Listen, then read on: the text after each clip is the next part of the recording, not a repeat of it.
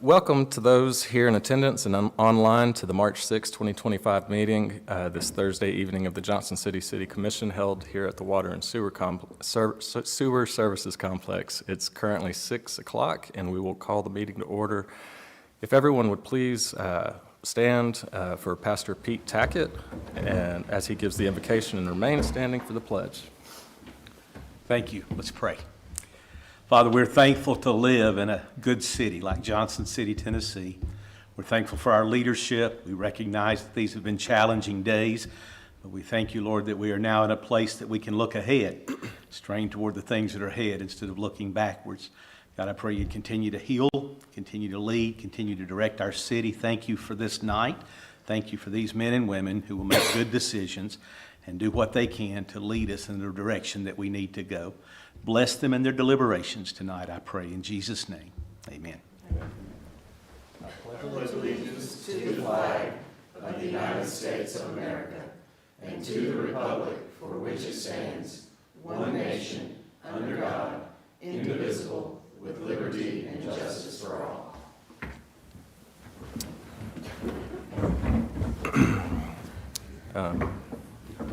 Ms. Ball? Yes, Commissioners, your first order of business is to consider the approval of the minutes for the regularly scheduled City Commission meeting held on Thursday, February 13th, 2025. Move approval. Second. Ms. Laus? Commissioner Brock? Yes. Commissioner Wise? Yes. Mayor Hunter? Yes. Mayor, your next item is proclamations. Ms. Ball? Oh, yes. Do we need to change anything on the agenda? Oh, yes, thank you so much.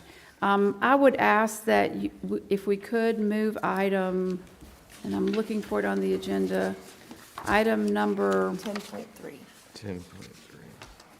10.3, which is under presentation, audit presentation by Blackburn Childers and Stegall, which is our audit.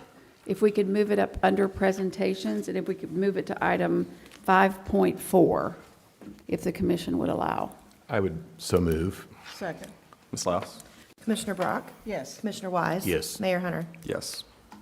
And Mayor, we had no one signed up for public comment tonight. Okay.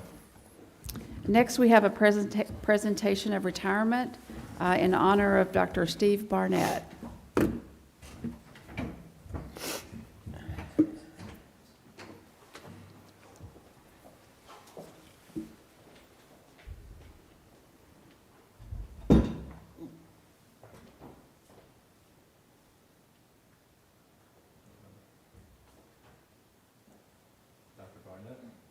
No. He's new at this. Give him a minute. Dr. Barnett, is that working now? Yeah. Okay. Glad to have you here. It's kind of momentous. I think, 8 years ago, That's right. I was on the school board and we, Thanks for taking a chance on me. and we did great. I mean, you did great, and you've weathered a lot and done a great job, and you'll be sorely missed. And so we'll read this proclamation for you. Whereas Dr. Steve Barnett has dedicated 32 years to education, shaping the lives of countless students and educators through his commitment to academic excellence and leadership. And whereas Dr. Barnett, a Navy veteran and distinguished graduate of East Tennessee State University, the University of Tennessee, and Tennessee Tech University, has demonstrated a lifelong dedication to learning and service. And whereas Dr. Barnett devoted 20 years to Johnson City Schools, serving as principal of Town Acres Elementary School for 12 years before being selected superintendent in 2017, leading with vision and integrity for 8 years. And whereas during his tenure as superintendent, Dr. Barnett collaborated with the Johnson City Board of Education and City Commission to implement a comprehensive restructuring plan returning 5th grade to the elementary schools, establishing 2 middle schools for grades 6 through 8, and the expansion of elementary school facilities and a new Town Acres Elementary School to accommodate the city's growing student population. And whereas Dr. Barnett played an important role in maintaining academic excellence during the COVID-19 pandemic, making student-centered decisions that contributed to Johnson City Schools being among the select few nationwide and one of only 4 in Tennessee to surpass pre-pandemic performance levels in math and reading. And whereas Dr. Barnett's leadership, dedication, and passion for education have left a lasting impact on Johnson City Schools and the broader community, ensuring continued growth and opportunity for future generations. Now, therefore, I, John Hunter, Mayor of the City of Johnson City, Tennessee, do hereby recognize and honor the career and retirement of Dr. Steve Barnett and encourage all citizens to join in celebrating his legacy of service and commitment to the students, educators, and families of Johnson City. Thank you.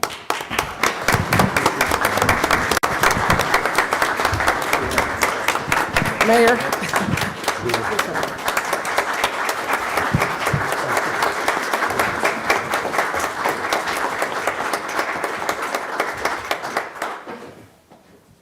I'm just coming because Jenny told me. Thank you. Congratulations. Thank you. You're a hugger. That's right. So I is couldn't give you a Joe. hug from over the dial. I'm not a hugger.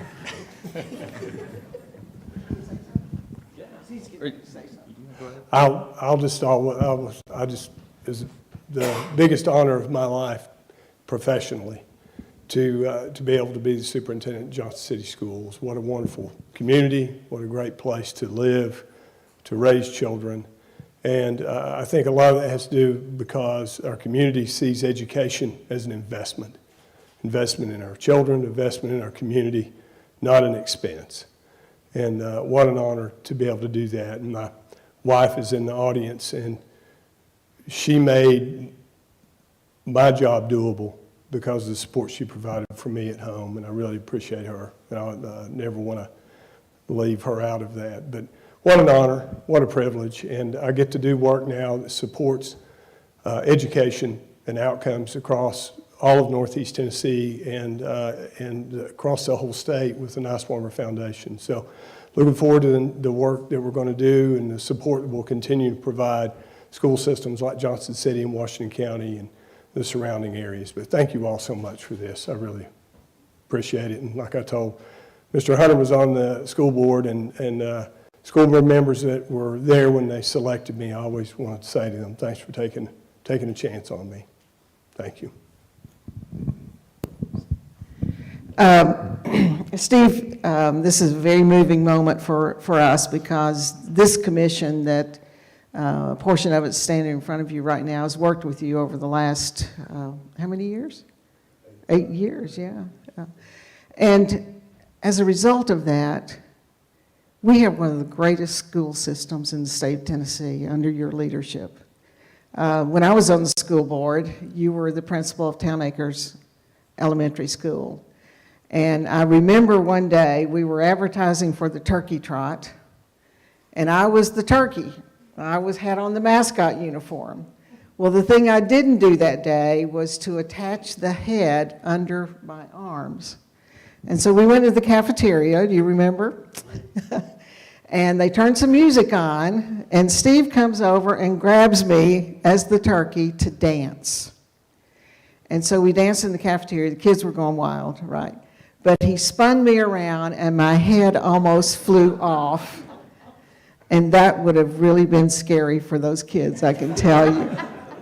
But you were always involved. You committed everything to everything we're doing here in Johnson City. We are really going to miss your leadership. The school, you left the school in a great position. And that's what I've told the people that are coming in behind you, is you've left them in great position. Don't mess it up. Okay? But thank you so much for all that you have done. And, you know, the place I would see you most would be on the Tweetsie Trail because of your commitment to fitness and staying in good health. And we appreciate that. And I will see you out there again. I just would say I don't think there are too many jobs in a community as challenging as the director of schools. There's probably about a half a dozen jobs that make a community function. They're at the heart of what is happening. And the last 8 years has presented a number of challenging seasons, and you have led through all of them. And I think we are in a better place for it. And I appreciate you and your family for the sacrifices you made on behalf of our community. Thank you. you. I have had the privilege to work with Dr. Barnett for about 3.5 years. I've worked with a lot of superintendents in my career, and I will tell you, you're the best of the best. What you've done for the school system, what you've done for the community, your integrity stands above anybody. I would say you're the consummate professional. I think you live and you walk by what you say, and that's big when you're leading a bunch of kids and they're looking at you every day. And you're really gonna be missed. It's gonna be hard for us to continue the path. We'll do it, but we'll probably be making a lot of phone calls to you asking for advice. But thanks, big thanks. This community owes you a huge debt of gratitude.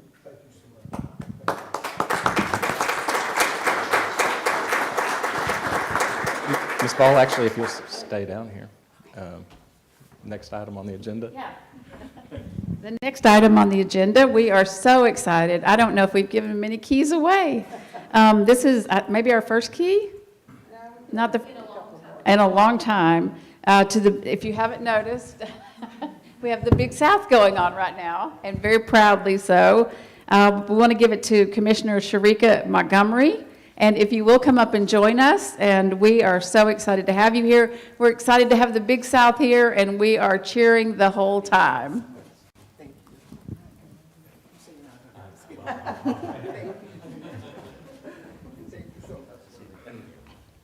If I could, if Aaron Murphy could come up. Aaron was on the commission when we were awarded this, and we'd love to have him up here with us. So the City of Johnson City, as City Manager Ball mentioned, has not, I think the most recent I could see that I could find online was in 1962. So it's a pretty big deal that we brought the key out, and we are extremely excited and thankful for your selection of Johnson City for 25 to 27, and hope that we see you here for many years beyond that. Thank you for bringing the people to our region and the teams, and we're just extremely thankful for your all's presence. Would you like to say anything? Thank you so much. First and foremost, I'm absolutely honored and elated to stand here and accept this, not only as an individual, but on behalf of the entire Big South Conference. We're so excited. We have felt welcomed since the first time we had an opportunity to step into this city, and I'm just honored to say that we have a total of 18 men's and women's basketball programs that they are experiencing Johnson City on another level. Both in the arena, outside of the arena, you all have stepped forward in a way that we are just immensely grateful. If you have not already attended, we would love to see you all out the Freedom Hall Civic Center this weekend. The action will continue to be amazing, but more than anything, Ms. Brenda, I'd be remiss. A lot of people have asked me, how did we, land on Johnson City? And there's one word that continues to come to mind: partnership. When we were going through the bid process, it is something that stuck through, that this would be a true partnership, someone that we would be able to work with and really feel a level of reciprocity. And that's exactly what this first year has been, and we look forward to many years. So once again, on behalf of the Big South Conference, thank you for not only welcoming me to this session, but all of our member institutions to this fine city here in Johnson City. Thank you.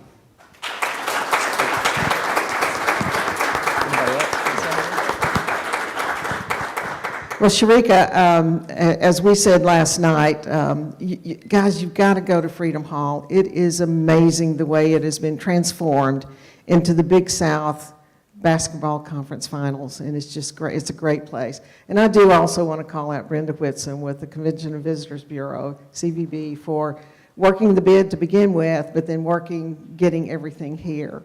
And Steve Willis, who's on city staff, Assistant City Manager, and all the other staff here in the city who have really transformed Freedom Hall into a competitive arena that is so exciting, and everybody needs to go, so get on up there. But thank you so much for choosing us. As I said, it raises the bar as to what we are doing here, and I think other people will be taking a view of Johnson City in a very positive way. And by the way, folks, it's on TV. And Kathy and I were there last night, and we were on ESPN. So, so please go. Take your young children, take your grandchildren. It's just an exciting place to be. But thank you and welcome to our city, and this won't be the last time, right? Well, thank you. As everybody else has said, the energy level when y'all got here was just incredible, and I felt giddy. I feel like a little kid, and obviously I'm not, but the energy level, the excitement. Somebody said last night when I was saying, you know, what can we do better, what we can do, they said, you make us feel welcome. And that's what we want to do. If we know anything, our motto is go all out. We hope that you felt that. That came up before I got here, but we hope that you felt that. And of course, we're doing it because we want more of you. We want you to come back. So thank you so much. Well, it's so exciting to have you guys come to our city. I'm an avid basketball fan, and there's a lot of people that's ready to support you from the start to the finish. So whatever you need, please feel free to reach out. We're here for you. I would just say yes, and this is me being giddy. I feel that excitement. If you'll come over here, JT, you want to take some good pictures? Okay. Watch the TV. Yeah.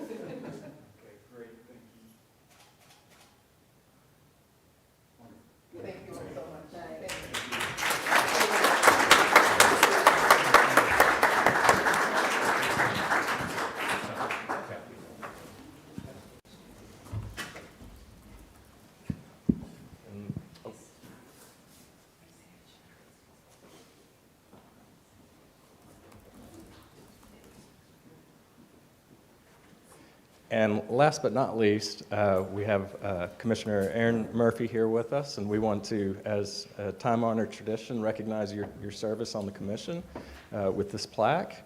And, you know, Aaron, it was a pleasure serving with you the last 4 years and getting to know you and having you be a part of some really big things over the past 4 years. And, you know, hope to see you again, and we appreciate it.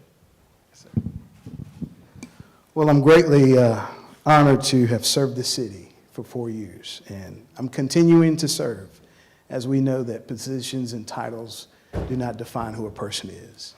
And so I look forward to continuing to represent our city well and model servant leadership that everyone's pleased with. So thank you. I've enjoyed all of you, and I'm still here in the city if you need me. Thank you.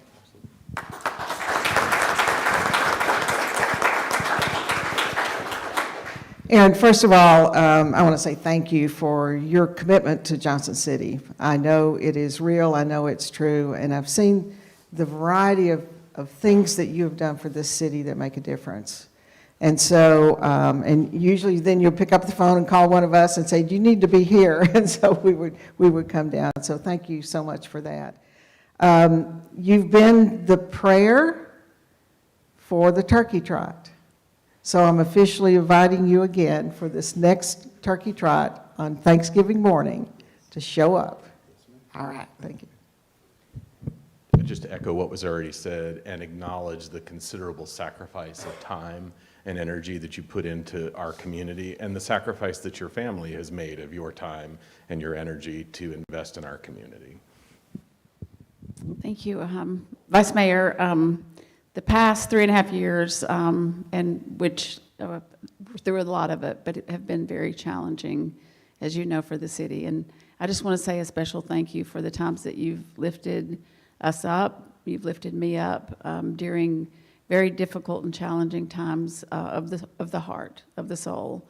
And we knew we would come through it, and we have. And thank you for being a part of that, and thank you for staying with us through that. So we very much appreciate that. So thank you. Thank you, Aaron.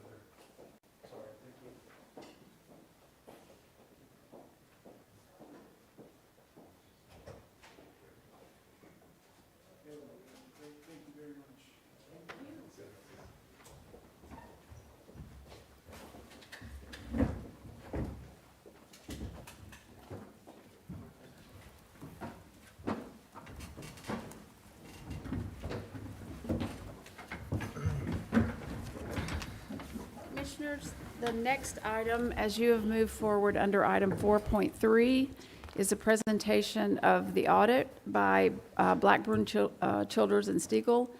And if you will come forward, thank you so much, Tara.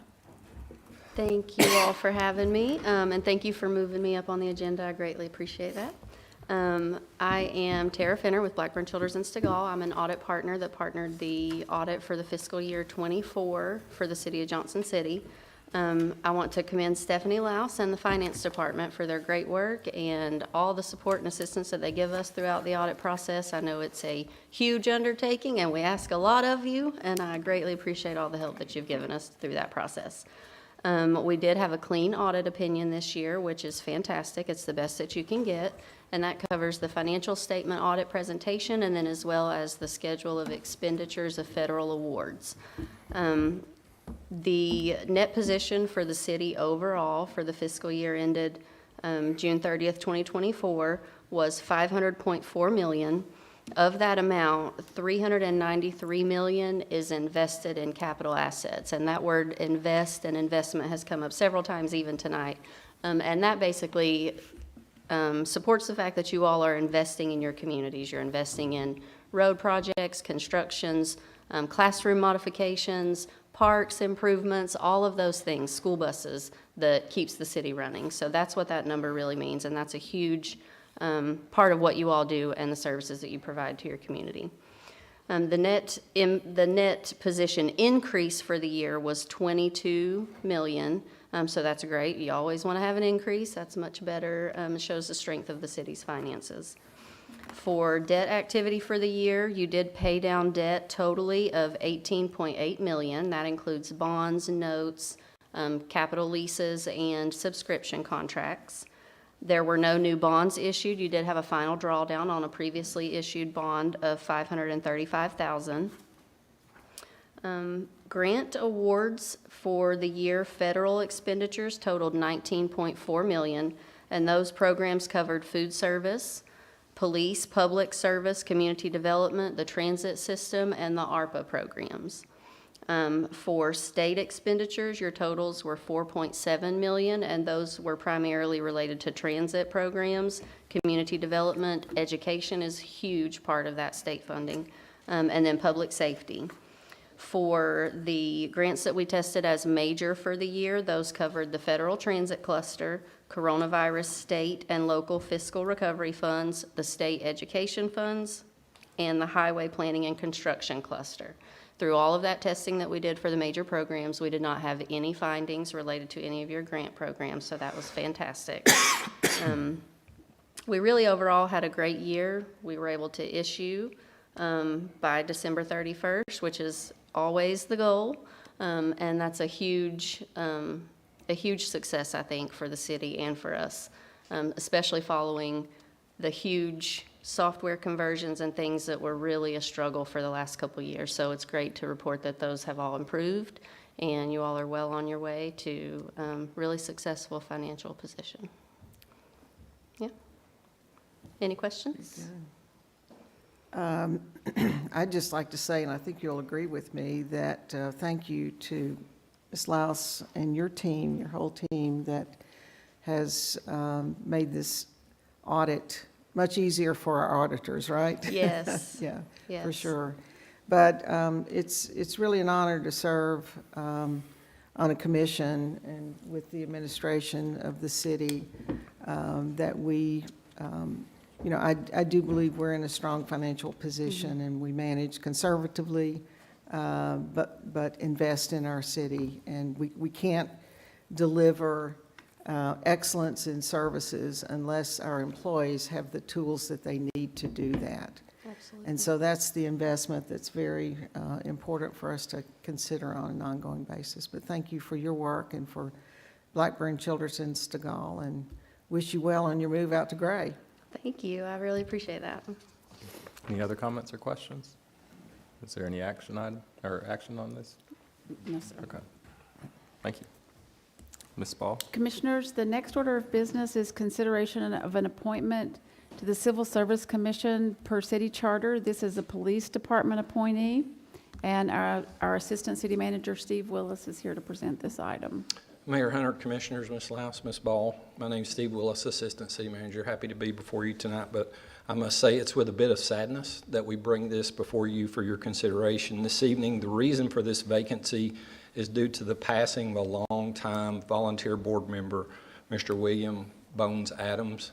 And those who know Bones have to think about him in an affectionate way because he had a heart as big as this room, and he was a model volunteer board member. He sat on the Civil Service Commission for 17 years, with the vast majority of those being as its chairman. And he did that because he cared about his community, and he loved the men and women who worked in public safety, whether that be police or fire. And Mr. Adams always showed up, and he always stayed all day. And that's with a lot of health challenges that he faced along the way. So out of respect for him and his service, we delayed this appointment just a bit. But the police department has held an election, and their recommendation to this board this evening is for Mr. Brian O'Hare to be selected to fill the remaining term of Mr. Adams, which would be the balance of calendar year 2025 as well as all of calendar year 2026. Mr. O'Hare has about 37 combined years of law enforcement experience, with 24 of those being a special agent to the FBI. So he's certainly qualified to fill this role, and I would recommend that you approve this appointment. Move approval. Second. Ms. Louse? Commissioner Brock? Yes. Commissioner Wise? Yes. Mayor Hunter? Yes. Ms. Ball? Commissioners, your next order of business is consideration of the consent agenda. I guess I'll start to my left. Ms. Brock, any items? I do want to pull the one just for kind of a brief overview, Mr. Trivett, on the Cherokee Park that we'll be doing in the next year. Get what number that is. 7.1.1. Yes, ma'am. Mr. Wise? And perhaps while Mr. Trivett is at the podium, 724 and 725, just to briefly touch on what we're doing there and how it's kind of in tandem with some existing state investment and how that effort works. Great, thank you. Mr. Miles, Mr. Trivett? Is that all? Good evening. I'm Randy Trivett, the Deputy City Manager. It's good to be before you tonight. I've got Director Jason Miles with Public Works with me as well, because his department will be handling all three of these items that you've asked us to look at. And I'll say a couple things about 7.1.1 on the Cherokee Street extension pond that's going in a stormwater retention basin. It's going to be more like a park-like setting that's going to mimic Founders Park and King Commons, just a little smaller scale because of the space that we've got. A few months ago, you guys approved a land swap out there with one of the adjoining property owners. So this pond will come around into an L shape and follow along State of Franklin Road, so that people can be able to get out and enjoy walking around the water features. There'll be some other amenities that'll be in there. There'll be some additional parking that has been added to the area so that people can park, they can walk there, they can enjoy West Walnut Street and all the amenities that'll be going on with that. The item that's brought before you tonight on the consent agenda is since the hurricane hit in our area and the devastation that was occurred there, TDEC has decided to waive the matching grant funds for this. And so the matching grant for the city was about $597,000, almost $600,000. With them waiving that, then we have to pay zero and match to this, would be 100% grant funded, which ends up being nearly $3.3 million to do the construction of this wetland. Do you have anything you want to add to that, or? Mr. Trivett, the primary purpose of this area is stormwater detention. Absolutely, especially coming off of the renovation of West Walnut Street and the water that comes down through there.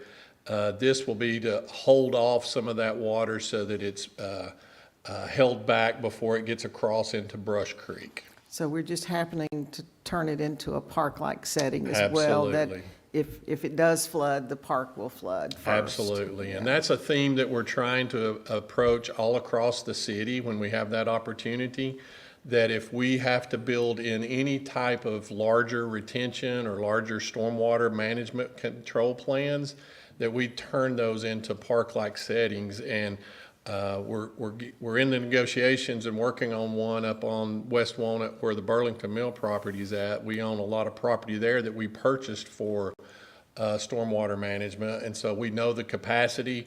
And as that stormwater plan gets developed, it'll be a park-like setting as well, open to the public and open to the community to enjoy when it's not in flooding season. Now, the timeline I noticed on the news, I think WCYB covered it. This is almost through on West Walnut Street. I think that was their almost through or something like that.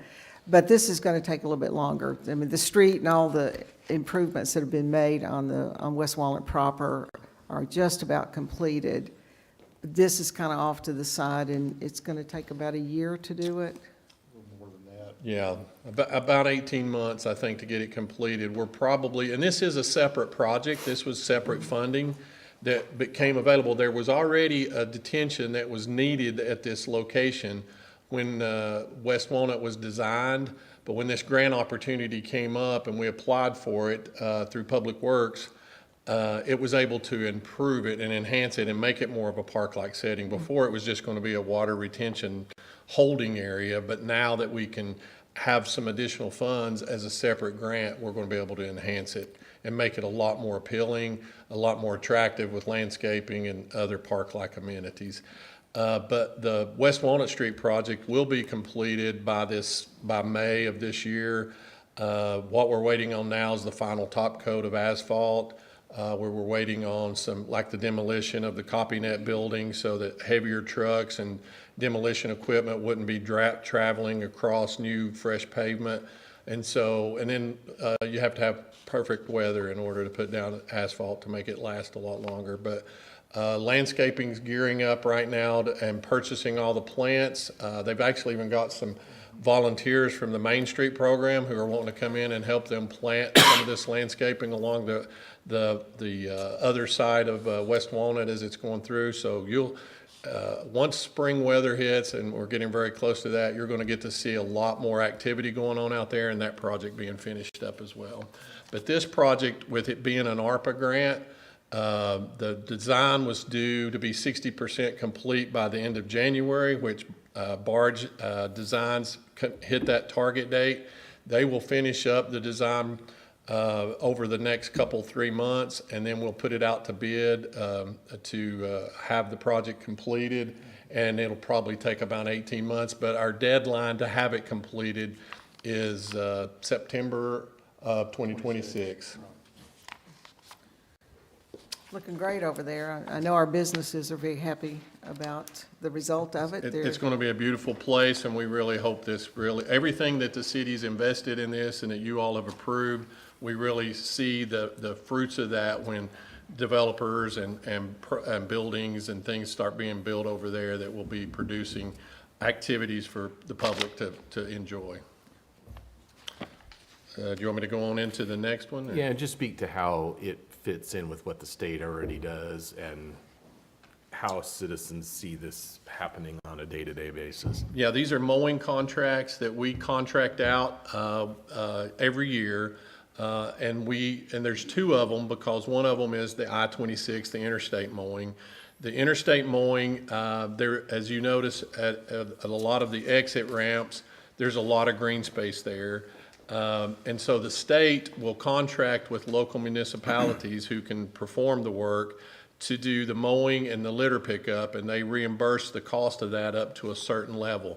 Now, we probably mow, and I know for a fact that we mow and do litter pickup way more than what the state reimburses us for, but that's because we take pride, Public Works takes pride in the city and how it looks and wants to keep it looking really good. But we do get reimbursed for that up to a certain limit based on acreage. The other one is our mowing zones that we've identified throughout the city that aren't adjacent to someone who would keep their property mowed, that are more along right-of-ways or other areas that are adjacent that aren't related to parks or anything. So we have mowing crews that we contract with to mow those areas as well and to do litter pickup along those too. We do not get reimbursed for those unless they're associated with the interstate. That's mostly when we get reimbursed for those. And I do think it would be really helpful to our citizens who live in Johnson City. Let's not litter. And when you pass some trash, pick it up, put it in the garbage Absolutely. can. But we need everybody, all hands on deck on this to get cleaned up. Absolutely. Thank you. Thank you all. Thank you. Commission, the next order of business, Do we need to oh, make a excuse me, you motion got on to that? vote. I move approval on the consent agenda. Second, Ms. Laus? Commissioner Brock? yes. Commissioner Wise? Yes. Mayor Hunter? Yes. Okay. Commission, your next order of business is item 8.1. This is an ordinance number 4906-25. This is the second reading and the public hearing. It's an ordinance to amend the zoning map of the city of Johnson City, Tennessee by changing from I-2 district to R3 district for property located on Buffalo Road. Thank you, Ms. Paul. Good evening, Mayor and Commissioners. My name is Bryce McNamer, planner with the Development Services Department. This is the second reading and public hearing for this request for rezoning along Buffalo Road. Just a brief overview on this. This was a request to go from the I-2 heavy industrial district to R3 medium density residential district to accommodate for development of 2 single-family homes on a common lot. As part of the R3 regulations, there is a binding concept plan requirement, as we can see on this slide here with the locations of the 2 homes. The main consideration in reviewing this specific request going from an industrial district to the residential district is the topography and the existing conditions of the site, with most of the permitted uses of the I-2 being highly intensive and very impervious. The site is likely very unsuitable for an industrial development, so the less intensive use of 2 single-family homes is appropriate. There have been no changes to this request, and staff recommends approval. This is second. Public hearing. Public hearing. Public hearing. So I'll open it up to public comment hearing. Anybody here to speak for or against? Seeing none, we will close the public hearing. Move approval, or second, whichever way. Move for approval. Ms. We're Laus? going to switch back and Yeah. forth. Commissioner Brock? Yes. Commissioner Wise? Yes. Mayor Hunter? Yes. Ms. Ball? Yes, Mayor. The next order of business is item 9.1. This is ordinance number 4907-23. This is the third and final reading. It's an ordinance providing for the conveyance of real property owned by the city of Johnson City, Tennessee. And in addition, there is included in this conveyance an adjacent property, non-exclusive right-of-way easement located in the 9th Civil District of Washington County, Tennessee, to the Johnson City Energy Authority upon the terms and conditions contained herein, and repealing all ordinances and parts of ordinances in conflict herewith. Good evening again, Commissioners. My name is Randy Trivett, Deputy City Manager. There's not been any changes since the previous 2 readings and public hearing. This is property that we're cleaning up a little bit of the conveyance of the property to the Johnson City Energy Authority, which is also known as Bright Ridge, and it's to access their substation out off of Novice Drive. And then also adjacent to that, they've requested an easement, which would be a non-exclusive easement on our property to be able to access some of their transmission lines that are down closer to the railroad tracks. Move approval. Second. Ms. Laus? Commissioner Brock? Yes. Commissioner Wise? Yes. Mayor Hunter? Yes. Ms. Ball? Next order of business is under Other. Item 10.1 is a public hearing to consider approval of an amendment to the 802 Country Club Court 2023 concept plan. Good evening, Commissioners. My name is Callie McGrew with Planning and Development Services, and I'll be presenting this concept plan amendment to you guys for 802 Country Club Court, or the Matterhorn Club lots. Petitioner requests to amend the previously approved concept plan to change from 44 townhomes to 9 single-family lots. This site is located at the corner of East Unaka and Country Club Court. The site is currently vacant, and it is a total of 3.17 acres, split. It's technically 2 different sites. One is 2.89 acres, and the other is 0.28 acres. A little bit of background. In 2007, the property was rezoned from R2 low-density residential to R4 medium-density residential to develop 30 residential units. Then in March 2023, the 2007 concept plan was amended to increase the number of units to 44. Now, due to a change in ownership of the lot, the new owners propose switching the unit type from 44 townhomes to 9 single-family lots with separate driveways off of Country Club Court. The concept plan meets the minimum lot requirements of 7,000 square feet with a minimum lot width of 50 feet. The 2020 future land use map shows this site as being used for community areas. However, since it was rezoned or currently zoned to R4, the proposal is consistent with that district. And then the draft 2045 future land use map shows this area as compact residential, as well as downtown connected. We held a neighborhood meeting on January 29th, 2025, and there were 0 attendees. And then on February 11th, Planning Commission unanimously recommended approval of this concept plan amendment. And therefore, staff recommends approval on the basis that the project increases the supply of housing within proximity of existing amenities and aligns with both the 2020 land use map and our draft 2045 land use map. I will make a motion to approve and just say as I'm doing this, this is a really good project, and I think just the right number of homes in there. Second. Public hearing? No. Oh, it says, Yeah. Oh, it says Oh, it public says hearing. public I mean, Sorry. read the packet. I'm kidding. good for you. Are there any questions or comments, though, to staff? In our workshop, we talked about sidewalks and the road in front of it. Can you speak to that? It is a public road, so we will have, there will be road widening by 10 feet required, as well as a 5-foot sidewalk.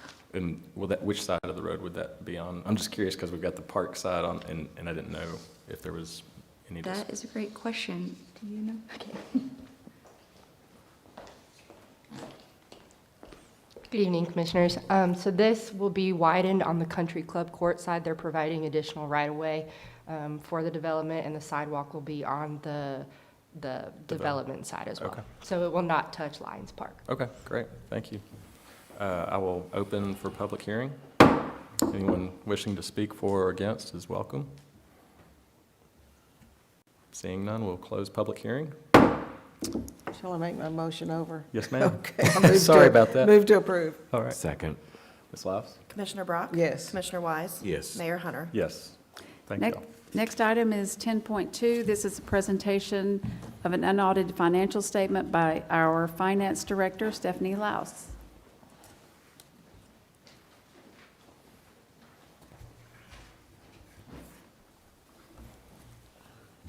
Pardon me for 1 second, Stephanie.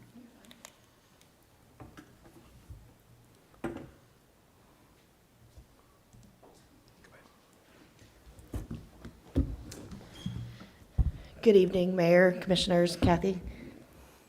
I'm Stephanie Laus. I'm the Finance Director, and I'm going to give you a brief overview of the financial statements as of December 31st, 2024. These are unaudited, and I know it's the second financial presentation you've gotten today, so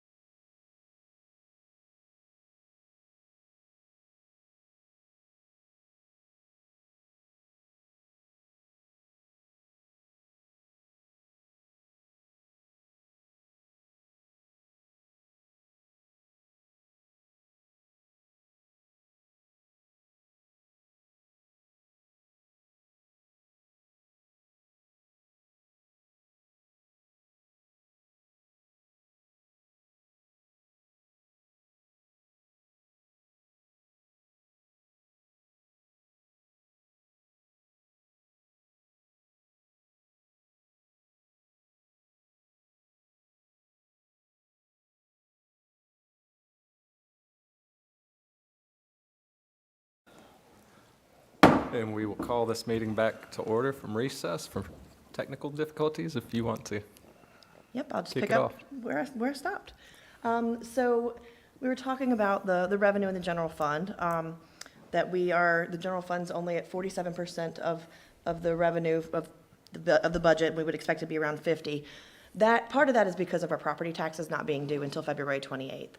So as of December 31st, we had collected about 19.3 of $43 million in property taxes for 2024. I would expect that number to be around 40 million by the end of February. So that number will definitely jump up and be closer to really about 98% collected by the end of the fiscal year. The other information I wanted to share with you guys, since it is after February, and we've gotten the taxes in, the partial payment plan program that you guys approved earlier this year for property taxes, we had 245 citizens take advantage of that out of 26,000, but we had 245 people who made payments on their property taxes. Majority, about 86% of that, made 2 payments, but we had some people that made as many as 10. So I know that the citizens really liked that program, and it did not cause any hardship for the administrative side. So other local taxes are about 48%, 50% of budget. The biggest one there is our local sales tax. We're at 51.5% of budget. So we're trending to be about $1 million over budget for our local sales tax for the fiscal year. All other local taxes are about the 50% mark, or they have a later due date, like mobile food vendor permits are not due until the end of February, so we wouldn't expect to see those picked up yet. And in lieu of taxes, people might see that it's a very low number, but those are one-time payments from mostly our utilities. Yes, there is one payment in there that is about $4.3 million that will come in around May or June. So that will be at or close to 100% by the end of the fiscal year. This is the same type of slide that I showed you guys last quarter that I wanted to share. If you remember last quarter, it was really skewed. Our budgeted revenues were exactly as they are here, where property tax is about 37%, other locals 37%. And last quarter, the actuals were nowhere close to that because the property taxes hadn't come due yet. So I wanted to show you that now that property taxes have been assessed and have been started to be paid, we're much closer to our budget. We're much closely aligned with the revenues and the way that we would expect to see them coming in. General fund expenditures are $59.5 million, which is about 48.8% of budget. Same thing, 50% threshold we would expect to see. The biggest thing right there, everything's around 50%, other than our miscellaneous appropriations and other financing sources. Other financing sources and uses is because of transfers out, and we do a lot of transfers up front at the beginning of the year for capital projects, debt service. So those are very front-loaded. And then with the miscellaneous appropriations, we were finishing up the LHP Tapestry program. So that payment is in there, but was budgeted in the prior year, so. Enterprise funds, water and sewer, they're slightly ahead of the 50% of budget. The water and sewer sales are at 53.5% and 51% respectively. Their expenses are below, so they're trending to end the year with a surplus. They're at 46% of budget. Timing of debt payments does affect some of the expenses that we show there, but overall, their net position is ahead of the budget by $1.5 million. Now, we do have, like I said, we do have some debt service that'll come later in the year, but they will finish above. These are our other enterprise funds, regional solid waste, city solid waste, and stormwater. They're all trending to finish the year approximately the same way that they do in other years. They tend to be pretty solid with what they end the year with. Freedom Hall. Freedom Hall is operating with a deficit of about $371,000. Helene had a very significant impact on Freedom Hall. They lost, I talked with Mark a little bit, they lost half their circus revenue, had a sold-out Zach Williams show that was canceled and refunded. The bull riding event was canceled because they didn't have scholarships. They had some delays in booking. So the positive side of this, though, is that with the Big South tournament coming in, we did a lot of the work for Big South in-house instead of having to go out and contract and pay for that work. And Mark estimates that it's about $100,000 to $150,000 savings for them doing the work in-house versus sending it out. For the second half of the year, they're really hoping to pick back up. Got a couple good concerts coming, Globetrotters, the Big South tournament that's going on right now, and then several other events that are planned. And that's all I have for you guys. Do you have any questions? Thank you very much. Thank you. Thank you. Ms. Ball? Yes, Commission, the last item I have for you is a manager's report, and if you will excuse me and let me go down to the podium. Absolutely.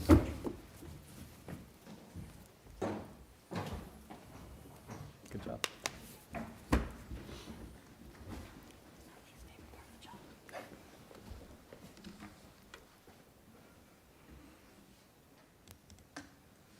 Mayor and City Commissioners, it is my honor to be able to provide you with an update. I'm going to be providing you with updates at each meeting, at the end of each meeting, and they'll be brief. But I want to be able to take one of the values, the core values that you all have put in place, and to be able to highlight that. You had a retreat, as you know, on February the 19th and 20th, and you reaffirmed that these were your core values. And so what I want to be able to do is to demonstrate how the organization is fulfilling these core values. So what I'll do each time is either highlight one or two of these, show you how we're doing these, and be able to focus in on some of these areas. These will either be things that have happened in the past 2 weeks, or they'll be things that are ongoing. And not only to let you all know, but also to let the community know the good work that's happening in Johnson City and with our staff, as we show in this one.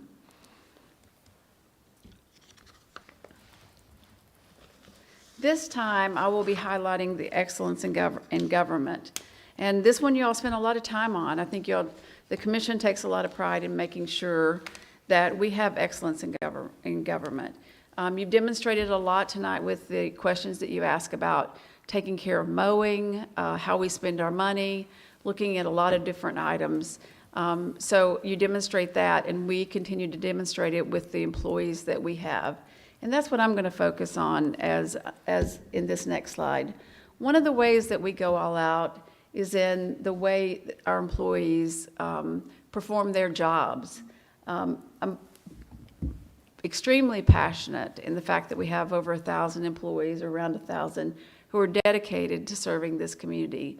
And when it comes down to it, the way they do their service and how they do their skills is really what makes a difference in this community that touches the majority of the people. With our team of marketing, they've been able to highlight some of the work that they have done, and we'll be able to showcase those through our social media areas. So again, several of our residents are able to see the work that they've done. So a series of videos will be provided. I'm going to just highlight a little bit of these in a very short clip for you tonight so that you can see some of these. And we'll continue to go throughout so that we can show what these employees do. We also hope that as these employees see that, they can see how much we appreciate the work that they do and what a difference it makes in our community. I will note that as you look at these, and we do have one of these in the room, Riley is with us, or Callie is with us, I'm sorry. Callie is with us, so appreciate her being here, and she's probably going to be a little bashful sitting here while everybody's looking, but we are very fortunate. We also have two others that worked very hard on this. Sarah Nobles and Nick Harrison did the work to produce this video. So with that being said, these three are the initial launch, so they're going to tell you a little bit about what they do. They're going to give you a little bit of highlight. This is a short clip of the work that they do.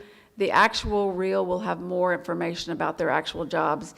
As you may have noticed a few weeks ago, Callie was at the podium doing some of her presentations, and there was filming being done just for this purpose. So some of that has been included in there.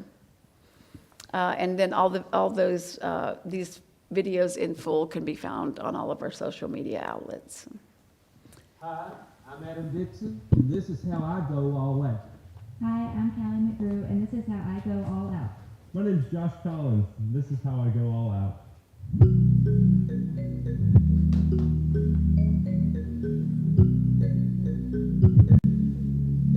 I have worked for the City of Johnson City for 5 years. I serve as Multicultural Engagement Manager for the Langston Center, which is part of the Parks and Recreation Department.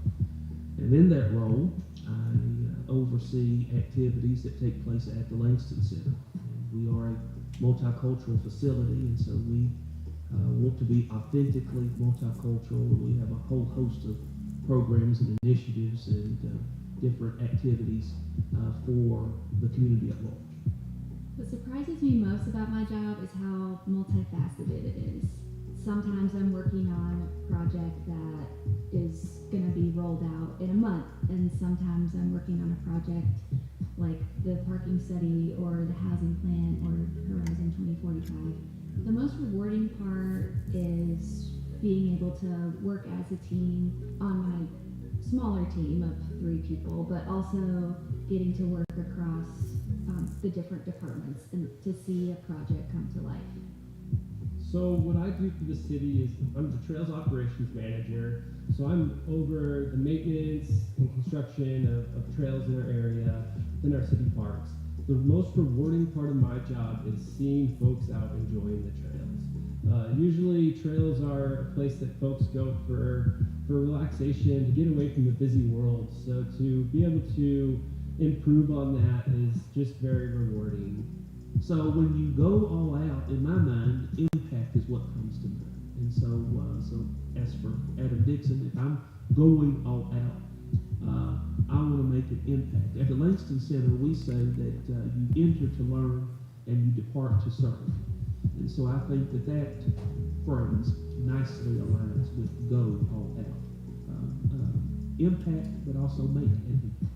I define Go All Out as an opportunity to do my best to make this community a great place for people to live, work, and play.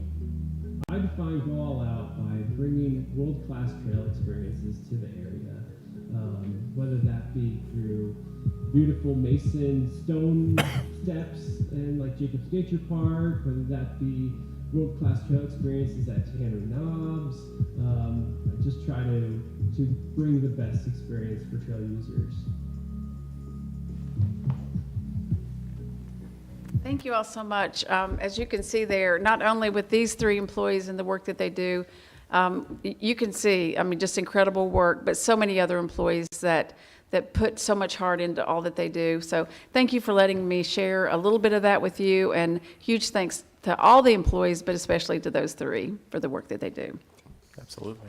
Very nice. Thank you very much for sharing that. And to the 3 employees who are featured there, Callie, that was great. Adam, that was great. Josh, that was great. And I know from just personal experience with these 3, they just do an amazing job for the city. And that's across these 1,000 employees that Kathy's been talking about. So thank you for sharing that. And also the great work of Nick and Sarah to Yes. produce it. It's quality. Exactly. Well, Ms. Ball, do you have anything else on? No, Mayor, thank you. So I'll actually start. Every 2 years, we reorganize after elections, and the commission decides a mayor and vice mayor, but we also serve on several other boards and commissions as part of our service on the city commission, and so in that reorganization, we also realign ourselves on those boards and committees. And so I will go over who's on what real quickly. First, animal control, Commissioner Brock and Bob Wilson, right? Will remain on animal control. I will remain on Bright Ridge Board and the Chamber of Commerce. Commissioner Fowler and Commissioner Brock will remain on the CVB. The East Tennessee Railroad Authority, I will step down from, and Vice Mayor Cox will take that role. Commissioner Fowler and Steve Willis, Assistant City Manager, will stay on the EMS Board. Todd's term will end June 30th. Johnson City Development Authority, Commissioner Wise will remain. Johnson City Public Library, I will step down, and Vice Mayor Cox will step in to that role. The Metropolitan Transportation Planning Organization Executive Board, Randy Trivet will step down, and I will take that role. Planning Commission will be filled by Commissioner Todd Fowler on 7/1, and I will serve in that role until June 30th of 2025. School Facilities Committee has 2 commissioners, and that will be Vice Mayor Cox and Commissioner Brock. Tax Increment Funding Advisory Board, Commissioner Wise and myself will remain on that. And the Washington County Economic Development Council, Ms. Ball and Commissioner Brock will remain, and I will attend those meetings with you all. Oh, and then the Carter County Joint Economic Development Board of Carter County and Elizabethton, I will step down from that, and Commissioner Brock will take that role. Some people may wonder why we are filling a seat on the Carter County Economic Development, but a mutual agreement because we have a part of Carter County in the city, out in Martindale Estates and all out there, so we have a seat on it. Yep. Commissioner Brock, do you have any comments or committee reports? The big comments, we've had a lot of it tonight. I think it's been a great meeting, but there's just such good activity in town in spite of the cold weather, but just hope everybody can get out and enjoy some of it. I serve on the Animal Control Board. We were at a place about 2.5 weeks ago where we only had 79 dogs and 200 cats. But I'm afraid that all changed last week when we had almost 80 animals surrendered at the shelter. So if anybody needs to adopt, please come. We have good selection. And spay and neuter your pets, please. We have puppies. puppies everywhere. So if anybody needs puppies, that'd be great. Commissioner Wise? You're fine. JCDA met last week. I don't think there was anything particularly newsworthy. I think we were just kind of maintaining progress on the Tapestry at Roan, which is the replacement housing. So things are essentially on track there. And then a status report on some of the RFQ and RFP process around the redevelopment of the John Sevier and its approximate timeline. So there wasn't anything new, but I guess what was reported was we're still kind of on track with the dates that were last reported. And as a reminder for myself, when is the Tapestry expected to be completed, or do you recall yourself? Did I put you on the spot? I do recall, It is but you this- did put me on the spot. Yeah, the target right now is that would be like November, December of this year, late this year. They might beat that by a few weeks, but it's going to be the last quarter for sure. Great, thank you. Ms. Ball? Really a nice-looking development, too. Yeah. No, Mayor. Thank you. Seeing no other business, we will adjourn the meeting.